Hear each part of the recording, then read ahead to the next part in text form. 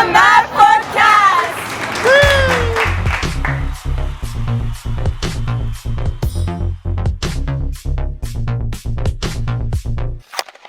Hello, Maverick fans. Welcome to another edition of the Mavpuckcast. Thank you, as always, for tuning in. Jon, and I are here to chat some hockey stuff. And Jon, that was an interesting weekend against St. Cloud. Yeah, it was definitely an interesting series. Kind of a tale of two games this weekend. 16 goals were scored this weekend. And as loyal listeners and viewers of this podcast know, I try desperately to get clips of all the goals, which is much easier when there's like 4 goals a game. So 16 goals was a little bit exhausting, but lots of exciting stuff to talk about. Certainly, going into that Friday night game, we were hopeful that UNO would do well, but we also knew that St. Cloud, when you looked at the NCHC standings, had a lot more to play for. They had not secured home ice in the conference playoff race like we had, so they had gotten into town early because of a weather event. There was just bad snow blizzard event in southern Minnesota. So they got down here early. They had some time to acclimate to Omaha and the Exarban Village area, which is right adjacent to Baxter Arena. So they were really ready to go on Friday night. And 5:45 into the first period, Jason, Grant Cruikshank, a name that we're familiar with because he used to play at Colorado College. I mentioned him on last week's podcast in the preview, gets the scoring started for St. Cloud State. I'll tell you, early on, I thought UNO had some opportunities. I thought that they looked like they might be able to get off to a good start, but boy, that first period, St. Cloud State gets 2 goals, one at 5:45, like I mentioned, by Cruikshank, and then one within the last minute by Grant Ashan. And that's always a killer to give up a goal at the end of a period in a game, Jason. That last minute of a period, you're planning on going in saying like, we're down 1, we're still in this. It's not a big deal. It was, the refs getting overly involved in the game. Power plays are what power plays are. And so like, there's a lot of things you're thinking of saying, and all of a sudden they get a 5-on-5 goal in that last minute. And it changes the dynamic in the locker room. It changes the prep for the second period. And honestly, like I thought we kind of came out hesitant in that second period, and that led to the third goal by St. Cloud. Yeah, 3:10 into the second. Vidi Miettinen gets the third goal for St. Cloud State, and that's a killer at that point. One of the things that I would say about this game, I thought all the way through, is we had a lot of difficulty establishing any sort of offensive pressure in our offensive zone. We didn't control the puck. We didn't have puck possession, I didn't think, nearly long enough. Part of that has to do with the defensive play of St. Cloud State. About a minute and a half later, Adam England for St. Cloud State gets the 4th goal. It's a power play goal, Jason. How are you feeling at that point in the game? Because I will tell you that was not a great scenario for UNO to be in. Down 4-0 early in the game. There's still more than half of the game to go. Did you think they could come back at that point? I mean, I always think it's a possibility with this team. They've proven that they will be resilient. I think of, the games in Western Michigan. They've proven that they've got it in them to come back from those. But the way that we were playing in that second, like the first period, I thought, this isn't too bad. 2 goals. Like we're not playing great, but we're not playing terrible. So we still have an opportunity. But that was not the case come the second period. I just thought that St. Cloud really kind of controlled the pace. It was more of us trying to play their game and not playing, what's got us to that point, the type of hockey that we've played where we've beat Western and we beat Denver. And I always thought there was a chance, but I didn't think it was very likely. Well, we were hopeful at 7:43 in the second period when Matt Miller got an unassisted goal. We were hoping they had narrowed it to 4-1 at that point, but St. Cloud State had something to say about that. And at 9:18 in the second period, Adam England got his second goal of the game to put St. Cloud State up 5-1. And that was pretty much all she wrote. The game ended up being a 6-2 contest. Jack Randall got one late with an assist to Victor Mancini, who I thought Victor Mancini really had a nice series. We end up losing 6-2. A rough start to the series.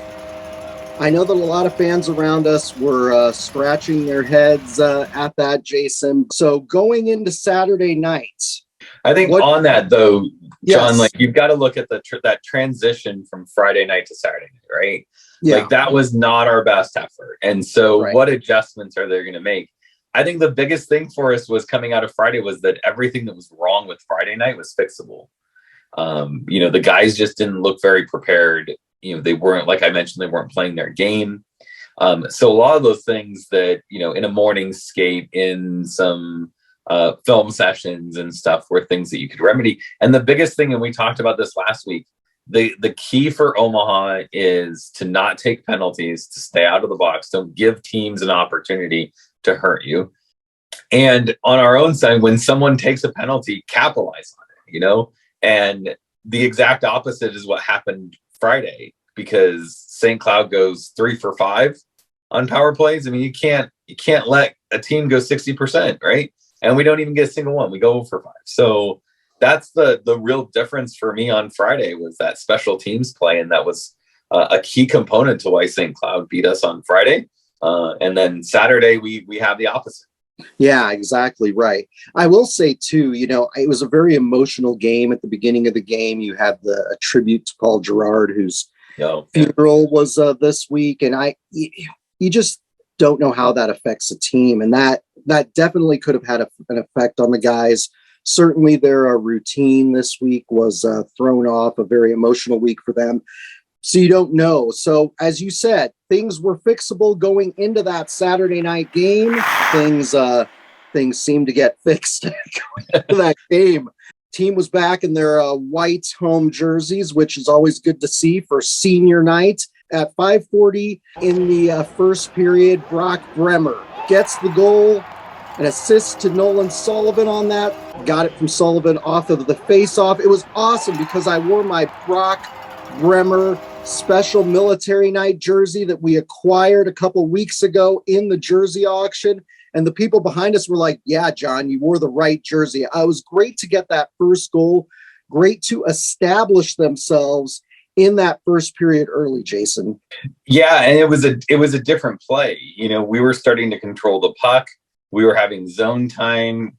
Yeah, so it was just good to get on the board, to be playing with the lead. This team certainly plays different when they have the lead than they do when they're trailing behind. And it wasn't too long after that Slipek got a really good goal too. And the team was looking more like what we'd seen earlier in the season. Yeah, 3 minutes later, Jacob Slipek puts UNO up 2-0 with assists to Gavin and LeMay. Great for him. He's been one of the pleasant surprises as a freshman this season. Scored a lot of goals when he was in juniors. You never know how that's going to transition to the collegiate ranks, but he's really stepped up this season, and it's great to see him performing. So UNO up 2-0 at that point, but Grant Cruikshank again narrows the lead, 14:40 in the first period. St. Cloud State gets another one of those power play goals, and as you mentioned, I'm always worried when we go to the box against some of these teams that we're going to find a way to let them slip back into the game. So we leave the first period up 2-1, but a better position to be in than we were on Saturday night, certainly. And then 4:23 in the second period, Jacob Gavin gets a power play goal. Gavin had a really monster night. He had a really good night for UNO. UNO was up 3-0 at that point. Jason, what did you think of UNO having the 3-1 lead against St. Cloud State? We were rolling, just like it's like the opposite of Friday. Could St. Cloud come back? Yes. They're certainly a team that's capable of scoring enough to overcome a 2-1 deficit. We were playing better. We were controlling more of the play. We had a point where we had 2.5, 3 minutes of just sustained zone time, cycling the puck, possession, shot, recovery, cycle the puck, shot, recovery, and just we're getting changes. The guys are on the ice. Like I remember at one point in time, I think it was Cameron Berg who had the puck in the corner and started coming out. And like, you could just tell St. Cloud players were so tired that they didn't even go out and challenge him. It was more of just like, let's just all like sit in the house and hope that it hits us and we can get the puck out and get it changed. Right. And that's key for us, is when we get a team kind of on their heels late in a shift like that, just really kind of stepping down on them and keeping that cycle game going. Yeah, absolutely right. We definitely had a lot more jump on Saturday night. It definitely was a reversal of fortunes. 2 minutes after that Gavin goal, that Gavin power play goal, Jake Pavanka puts UNO up 4-1. Fantastic position for UNO to be in at that point. Again, Mavs were rolling, fans were excited. It was definitely a tale of two games for UNO. And then at the 18:42 mark in that second period, Camberg puts UNO up 5-1. Great position for UNO to be in. Jacob Gavin, who we mentioned earlier, gets a assist on that play. But late in the second period, Zach Okabe for St. Cloud State, with less than a minute left to go, gets the second goal for St. Cloud. So it's 5-2 at that point, 5-2 going into the third period. But I got to say, the body language of the players said everything we needed to know. We knew that third period was going to be good for UNO. At least I felt like it was going to be good. And late in that game, St. Cloud State pulled their goaltender to try to get some scoring started. But Tyler Weiss, 16:54 in the third period, gets an empty netter goal, fires it in from the slot, gets the assist from Camberg down there. And so UNO wins 6-2. So they lose 2-6 on Friday night and they win 6-2 on Saturday night. The players are excited. The fans are excited.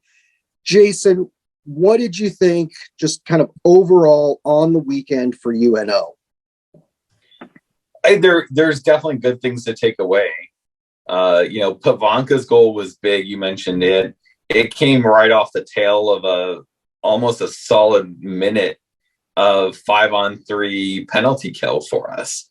This is the type of play that we need game in, game out, every night, 60 minutes. Every shift needs to be played this way if we're going to achieve the goals that we've set for ourselves as a team. We know we've gotten home ice, but I don't think that was the goal for the season. This team should have goals that are higher than that. And if you want to make an NCAA tournament, we're a bubble team. You're going to need help from someone anyways. So you've got to do your part and just win out and say the cards fall where they are. Yeah, absolutely right. You've got to keep your foot on the gas, keep accelerating, because this is the time of year you really need to be playing your best hockey, shift after shift, period after period, night after night. Because if you don't do it, some team will be able to sneak up on you when the postseason comes around. As we've talked about before, hockey in March in the collegiate ranks is much different than hockey in January and February. So you've got to be ready to go every single night. Brett Beam, who's OMAV's hockey fan, pointed out on Twitter last night that Mueller wasn't on the bench during the third period. We heard that it is an upper body injury of some sort. We don't know what that entails, but we hope he'll be back next weekend for the series up at North Dakota and Grand Forks. The other interesting thing in this game, Jason, is that Simon Lakotsi got the start both nights again.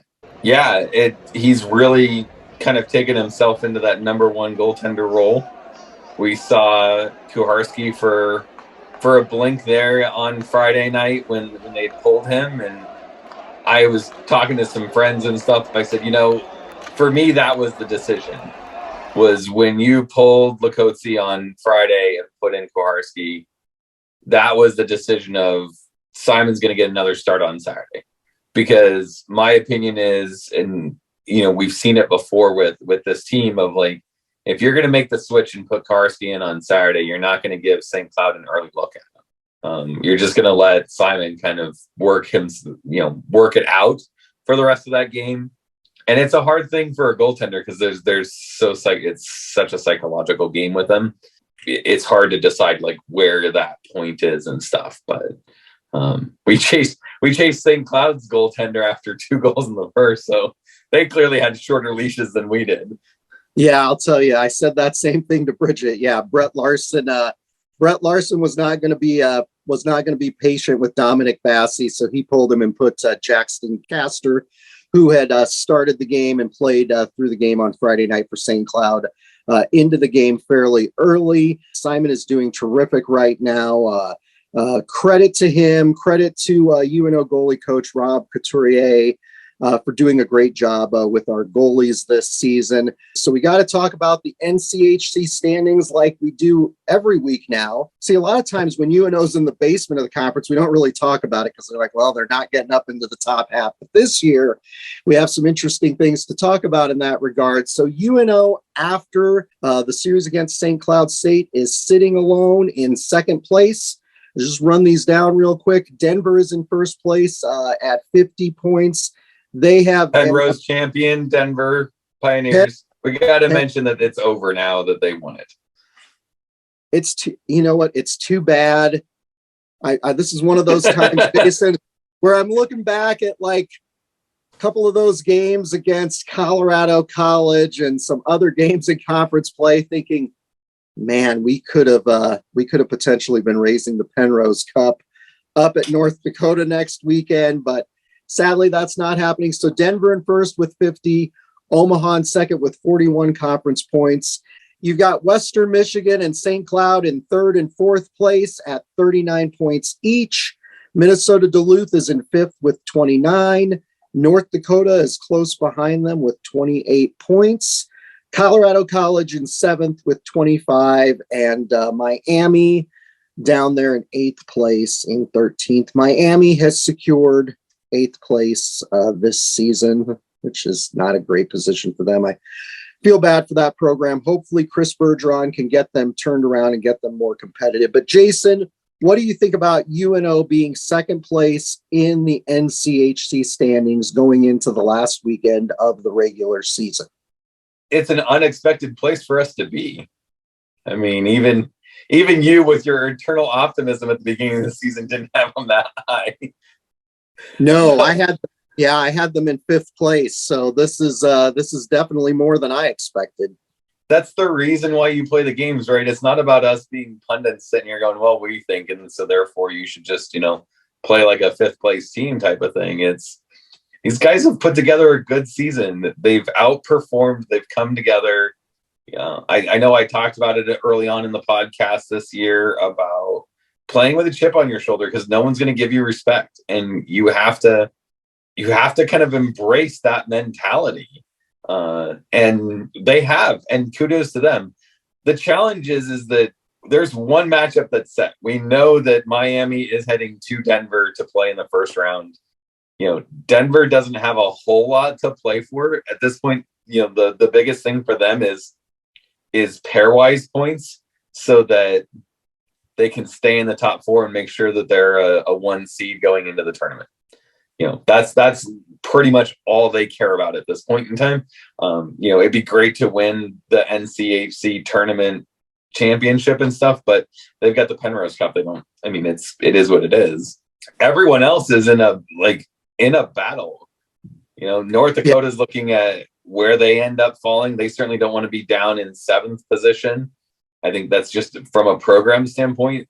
At least go into it as try to go into it as a 4-5 matchup, as a 5 seed, and say we've just had a lot of bad luck and we're turning it around for next season. That their fan base is looking for them to do that. So they have a ton to play against us, and they get us at home.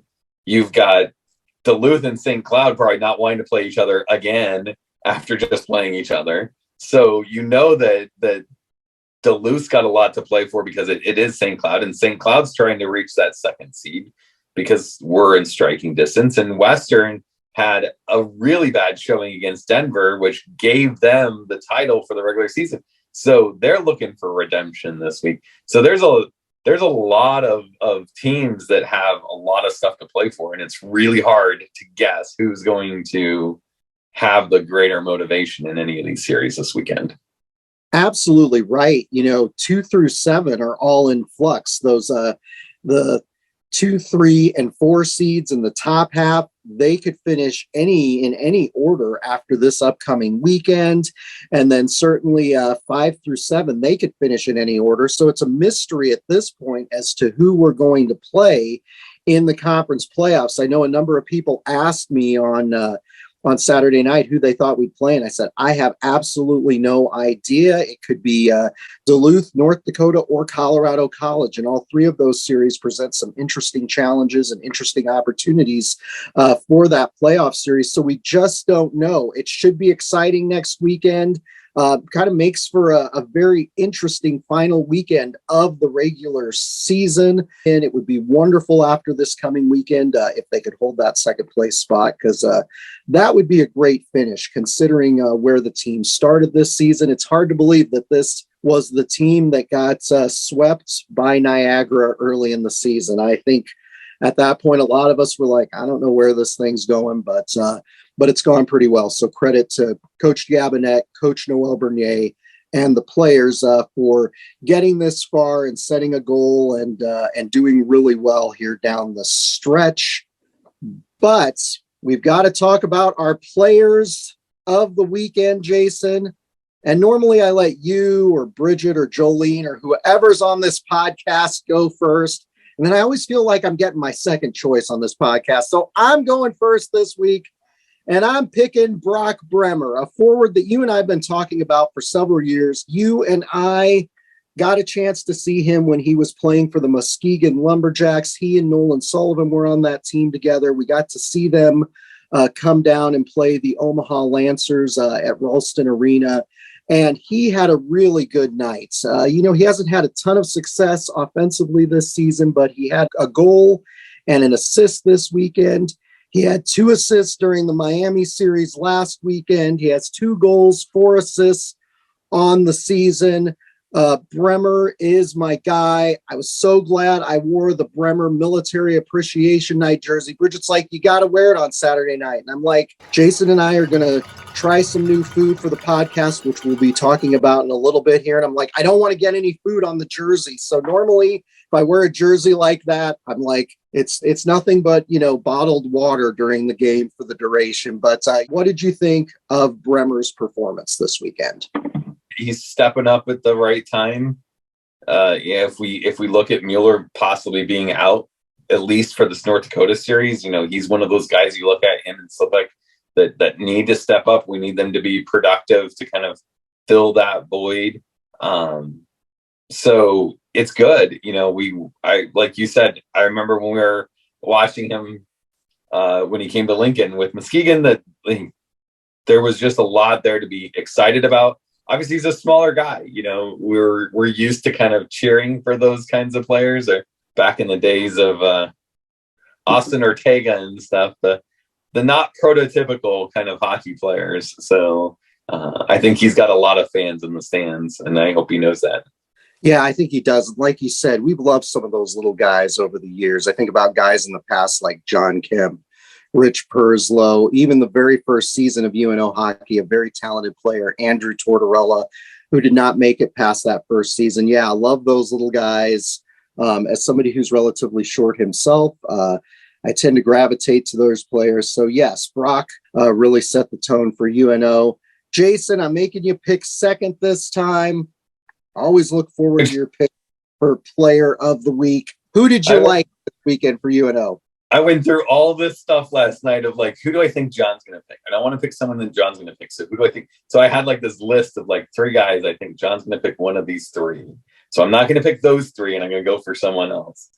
I'm really looking at someone with the yin and the yang of Friday to Saturday.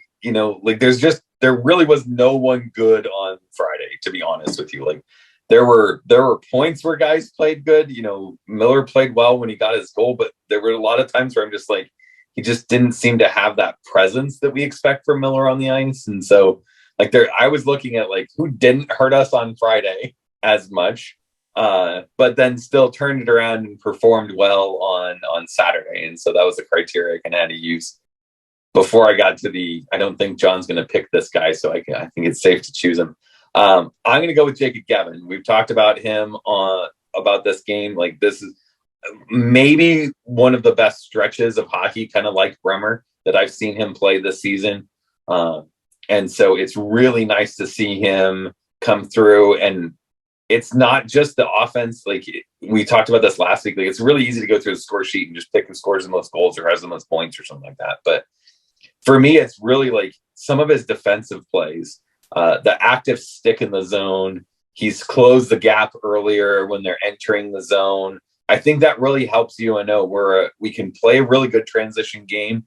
And he's the type of guy that can really kind of shut that down early and get us into that defense to offense transition faster. And so I've really enjoyed seeing that aspect of his game too. Jacob Gavin, one of the two Quebec defensemen, along with Joe LeMay, have been great on the blue line for UNO this season. Gavin, obviously, on the offensive side, had 1 goal and 2 assists on Saturday. He has 3 goals and 12 assists on the season. But overall, a good weekend for the Mavs. Great position to be in. Great to salvage the split in that series because St. Cloud State came to play. They were very prepared, and I thought they were impressive this weekend. So, turning to our things you missed at Baxter Arena. And first of all, one of the things that I have apparently missed the last couple of weekends has been something called Tubas on Parade, which Jason and I were talking about via text before this. Apparently, and Jason, you can explain this to me if I'm wrong, apparently the Tubas parade around the concourse before UNO hockey games. Well, Bridget and I were in the concourse both nights this last weekend. On Friday and Saturday night, we were there by 6 p.m., and we did not see any tubas parading around the concourse. So I don't know if they're stealth tubas or what they are, but I think the tubas... I think it's the second intermission. I think they do it at the center during the second intermission. Oh, it's not before the game?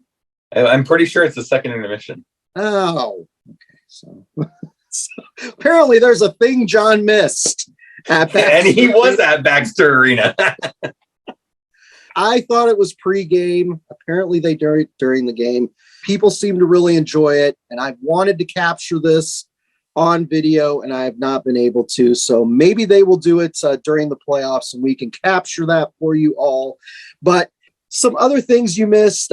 Friday night certainly was the Paul Gerard tribute. There was a moment of silence before the game. His wife and daughters participated in the ceremonial puck drop before the game. Certainly emotional.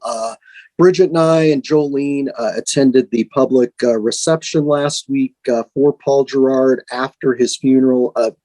Very nice event at Baxter Arena. Certainly the three of us didn't know Paul Gerard, but we felt like we knew him better after that event. Just a very emotional event. I was sitting between Bridget and Jolene at the table that we were at, and both of them were crying. And then as they got emotional, I got emotional. So certainly tough for us as fans, and I can only imagine that it was very tough for the players and the coaches that day. Just a very nice thing. Before the Friday night game, we also had the Fremont Choir sing the national anthem. It's nice when groups come out and do it. A lot of times we'll get the individuals singing the national anthem or playing the national anthem on guitar, but it was nice to have a group out there singing the anthem. One of the biggest things, though, this weekend pregame was Saturday night. We saluted the seniors. Always kind of emotional as a fan when you get seniors out there. Certainly, when you look at the players we have, Jake Kuharski in nets, Kirby Proctor, who's a defenseman, Nolan Sullivan, one of our great forwards who we alluded to earlier, Johnny Tyconic, who transferred in from North Dakota. He's a grad student this year. Jack Randall, a very surprising performance by him as a forward this year, a career year for him in the collegiate ranks. Fan favorite, Jacob Zab, a netminder who has really served us well as a kind of a perennial backup. Tyler Weiss, of course, one of our favorite players on this podcast. It'd be interesting to go back and log the number of minutes that we've talked about Tyler over the past 5 seasons for sure. We love Tyler. Jason's favorite player on this team.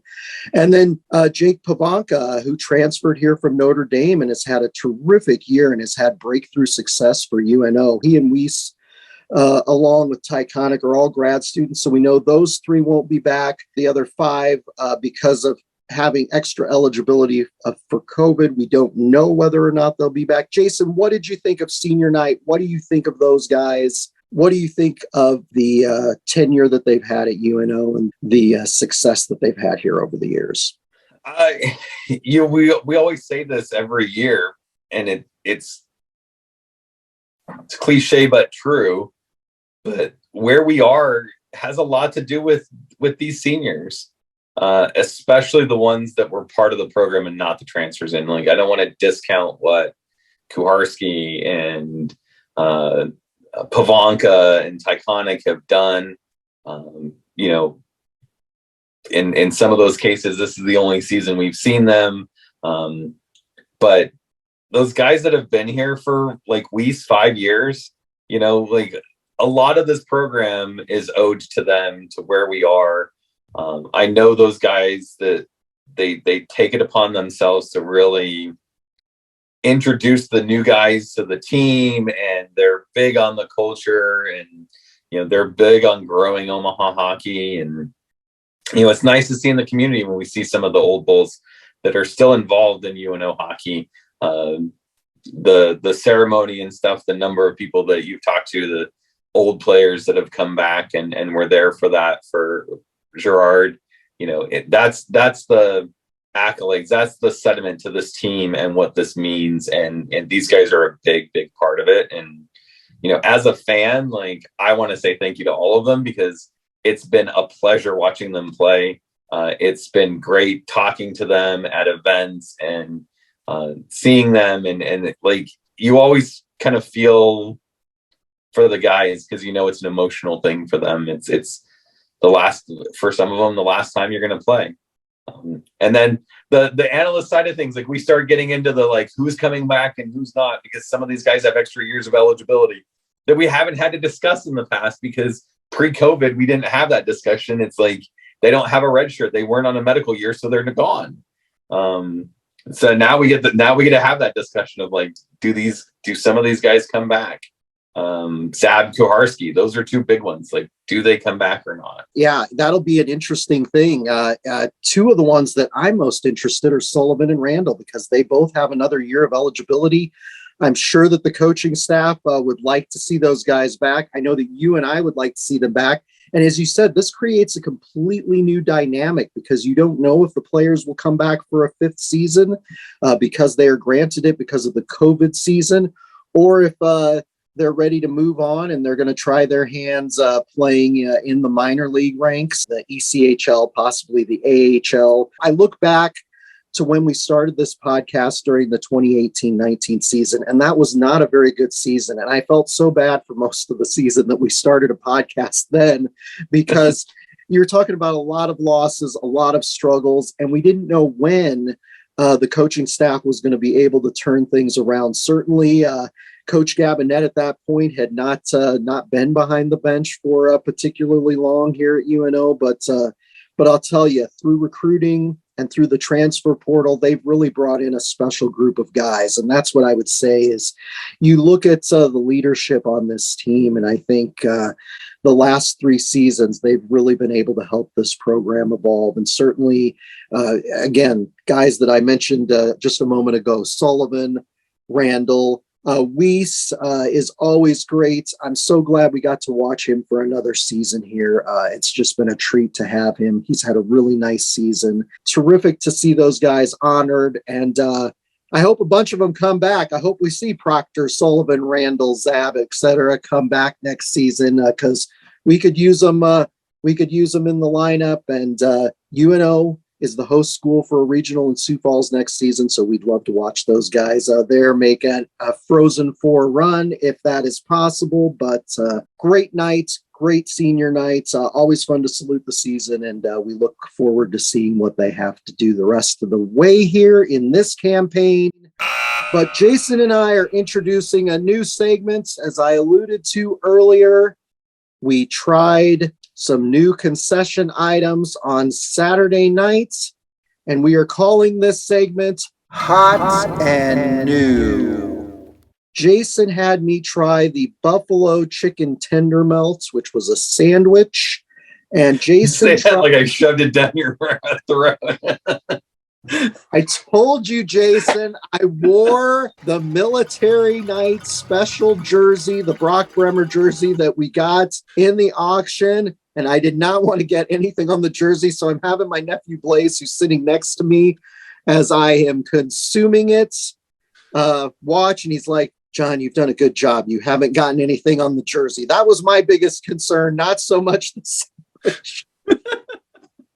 Jason tried the Wow Dog, which I'll tell you, after you walked by with that, Blaze was like, wow, that looks good. Because I didn't know the buffalo chicken tender thing was a sandwich. I just thought it was like buffalo chicken tenders.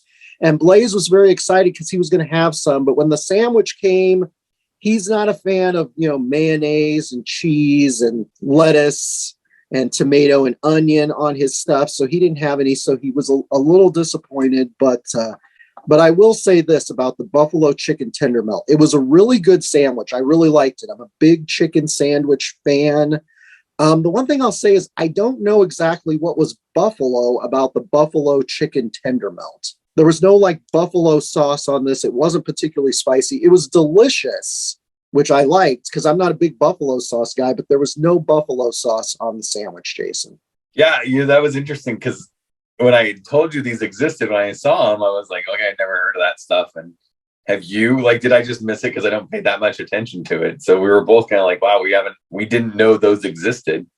I was actually thinking it was like chicken tenders and buffalo sauce was kind of what I expected. Yeah. So to see it as a sandwich, I was like, okay, interesting. But you say it wasn't a buffalo sauce or anything like that on it? No. I don't know.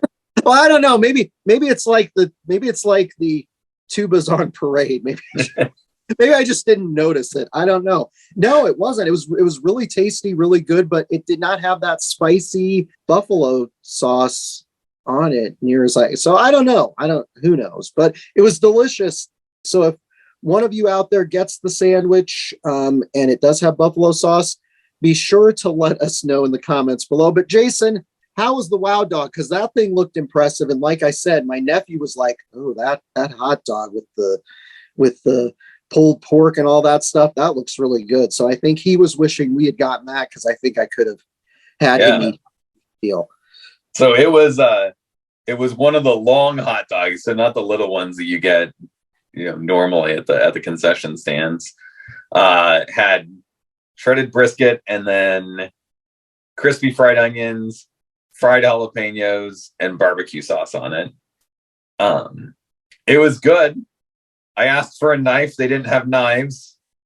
So my number one suggestion is to add a knife to the condiment stations because I needed one. Holding that, there's just no way that you can sit in the stands watching a game and hold that hot dog and eat it without 90% of it ending up on the arena floor. So I carefully cut through it with a fork and ate it that way. But it was good. It's a good, I don't know what their barbecue sauce is, but I like their barbecue sauce. It's expensive though. Both of these, I don't know what the chicken sandwich costs, but I know that the hot dog's it's an investment. So make sure you're going to eat it. Yeah. I mean, a lot of the food that Savor serves up at Baxter Arena is really, really good. And that hot dog looked great. But as I watched you come up the stairs with it, I was like, there is no way I was eating that thing wearing my jersey. Yeah, that thing definitely looked like a drip and a stain waiting to happen on that. Normally when I get concessions, if I do happen to eat at the arena, I usually get the cheeseburger and fries. I don't get oftentimes some of these specialty ones. I get whatever's at the concession stand that's behind our seats, which is the pretty typical stadium fare, hot dogs, nachos, etc. So I thought both of those items I thought yours looked really good. Mine tasted really good. Again, there was nothing particularly Buffalo about it, but that was fine with me. So if you're at Baxter Arena and you are looking for some tasty concession items to try out, check out the Buffalo Chicken Tender Melts and the Wow Dog. Now, ours was at the North Stand, which is right next to the practice ice, the Holland ice at the arena. Jason, what stand did you get the Wow Dog at? Ours is at the West Stand behind, was that 217? Okay, so it's behind our section. Right behind where we sit, yeah. Okay, great. So keep that in mind when you come to the next game. But before that, we've got to travel up for our final series of the regular season. We're traveling up to Grand Forks. We finished the season with North Dakota every year since they are our travel partner in the conference. North Dakota is 14-13-6 overall. 8-10-4 in conference play. This season has been a struggle for Bradbury and company up there. Certainly not the campaign that they were looking for. A number of young players on that team, but you can never underestimate North Dakota. When we met in November, they defeated us in one game and they tied us in OT, and we won the shootout during that series. So the contest we had back in November against them was very, very competitive, and they had quite a bit of success. They just came off an entertaining series out in Colorado Springs against the Colorado College Tigers. Both of those games went to overtime. They won in OT on Friday, and then they won the shootout on Saturday. So they're coming in off of a successful series out there. The players to watch, and these are players that I probably mentioned back in November. I can't remember at this point, but freshman forward Jackson Blake has 15 goals and 23 assists this season. He has been one of the hot rookies in the conference this season. And junior forward Reese Gaber, a name that we hear a lot when you're watching North Dakota broadcasts, has 19 goals.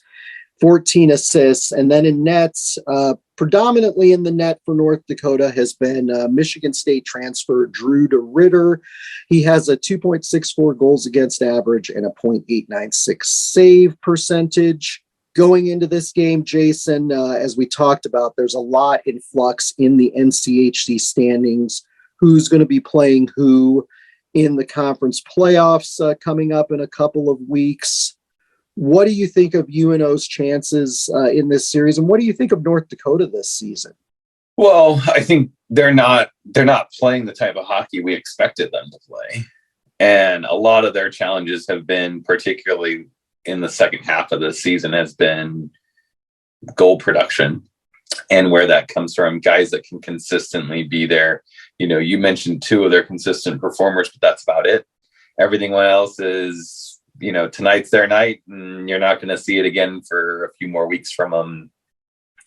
So they're looking for some consistency. I'm sure that's what's being preached in their locker room is a little bit of what we talked about. It, you know, day in, day out. We need this performance. We need these guys to step up. You need to play the same period 1 of Friday that you play period 3 of Saturday. That's going to be the key for us, for UNO. You want to win these games. You've got to keep them off the score sheet. You know that they're going to struggle. So make it difficult. Don't give them easy chances. Stay out of the box. You know, protect the middle.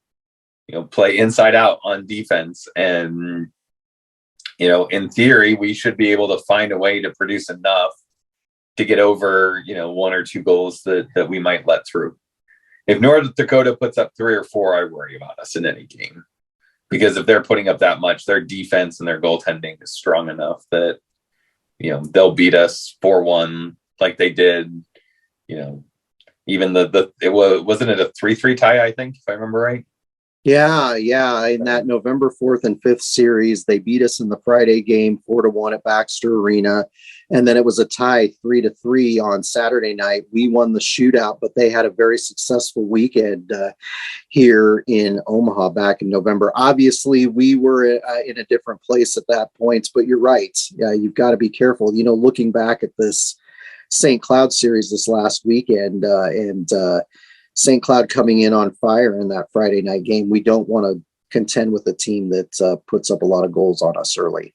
Yeah, play like we did Saturday. Jump on them early would be huge for UNO.